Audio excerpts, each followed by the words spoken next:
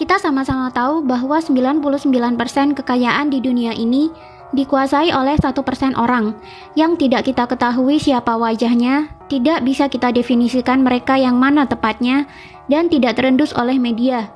Orang-orang biasa menyebut mereka dengan nama elit global. Berapapun kekayaan yang kita ciptakan, tidak lebih kaya daripada apa yang mereka miliki.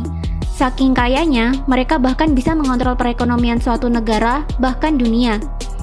Akhirnya muncullah istilah ekonomi kapitalis yang garis besarnya berarti yang memiliki modal banyak maka bisa mengendalikan perekonomian. Atau ada juga yang memahaminya sebagai perekonomian dikuasai oleh swasta, bukan pemerintah. Semakin banyak modal yang dimiliki swasta, semakin besar pengaruhnya dalam tatanan perekonomian. Pernahkah kalian melihat gambar piramid seperti ini? Gambar piramid ini, jika kita telusuri melalui sejarah dan ekonomi, sebenarnya menggambarkan apa yang terjadi di dunia saat ini. Tapi sebagian besar orang menganggap ini adalah teori konspirasi yang penuh mitos, yang kebenarannya tidak bisa dipertanggungjawabkan. Yang mempercayai teori-teori semacam ini hanyalah golongan tak berpendidikan dan kurang pekerjaan. Jika memang benar ini adalah mitos, mengapa jika kita telusuri sejarah dan pelajari ekonomi global, kita bisa banyak menemukan data-data yang sesuai dengan gambar seperti ini?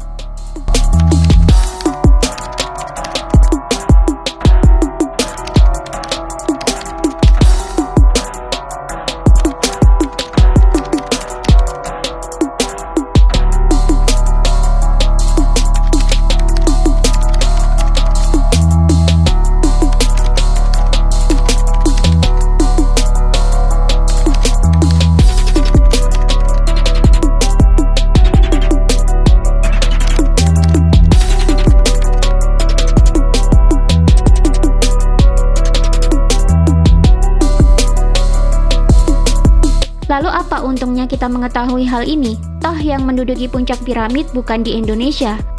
Jika kita lihat bagian bawah dari piramid ini, Indonesia termasuk kita dan sumber daya alam yang tersimpan di bawahnya menjadi sumber kekayaan untuk mereka yang berada di puncak piramid. Akan menjadi berbahaya jika kita bersikap skeptis dan masa bodoh, mengingat negara kita bagaikan emas di muka bumi, kaya akan sumber daya manusia, kaya akan sumber daya alam yang bernilai jual tinggi. Apa dampak dari sikap skeptis ini? Tentunya ancaman-ancaman dari luar akan mudah masuk ke dalam negeri. Ancaman dalam bentuk hutang luar negeri, ancaman dalam bentuk investasi asing yang kurang menguntungkan bagi negara, ancaman pengambil alihan perusahaan-perusahaan vital milik Indonesia ke tangan asing, dan masih banyak lagi.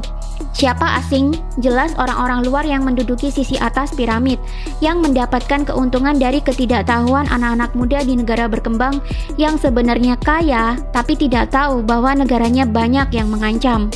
Apakah mereka bekerja sendiri dari luar? Tentu tidak.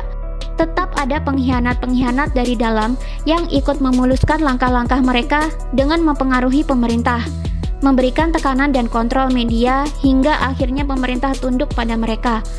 Apa yang didapat dari pengkhianat dalam negeri ini? Tentu saja jaminan komisi atau kekayaan jika suatu proyek berhasil dijalankan. Itu semua tidak akan terjadi jika masyarakatnya terdidik. Negara kita menganut demokrasi, di mana semua warga negara bebas berpendapat. Pemerintah pun sekarang banyak yang memiliki sosial media. Ini jadi pintu bagi masyarakat untuk menyampaikan aspirasi, sekaligus juga jadi pintu bagi masyarakat untuk ikut mengawal kebijakan pemerintah. Sudah saatnya kita menjadi generasi yang lebih maju dan terdidik. Sudah saatnya kita menjadi generasi yang melek terhadap apa yang terjadi pada negara, baik secara mikro maupun makro, baik kejadian di dalam negeri maupun kejadian di luar negeri. Jangan mengulang kesalahan-kesalahan generasi terdahulu, yang mana sistem informasi masih terbatas. Masyarakat hanya mendengar dari satu sisi yang dipaparkan oleh media massa, sehingga masyarakat mudah terpengaruh oleh pemberitaan dari satu sudut pandang saja. Alhasil, kita tidak tahu sudah berapa aset negara melayang ke tangan asing. Sudah berapa kali kita terjebak hutang asing.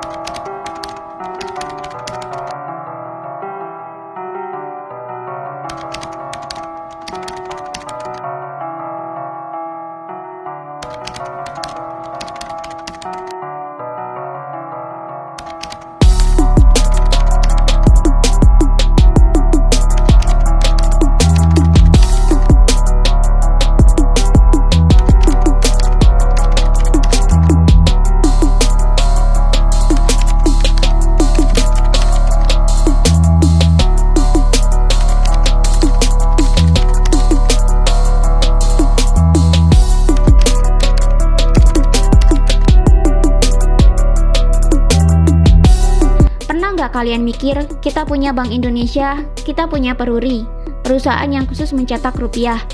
Tapi kenapa di saat krisis, contohnya seperti krisis corona begini, di mana kita butuh rupiah banyak, negara tidak bisa cetak uang sendiri, padahal biaya mencetak rupiah itu murah loh. Kenapa kok malah berhutang ke World Bank dan investor asing?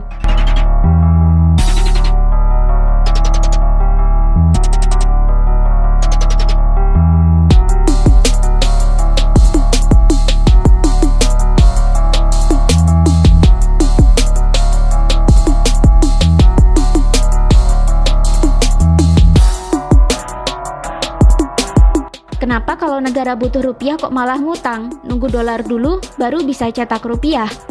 Apakah ada yang merasakan kejanggalan ini?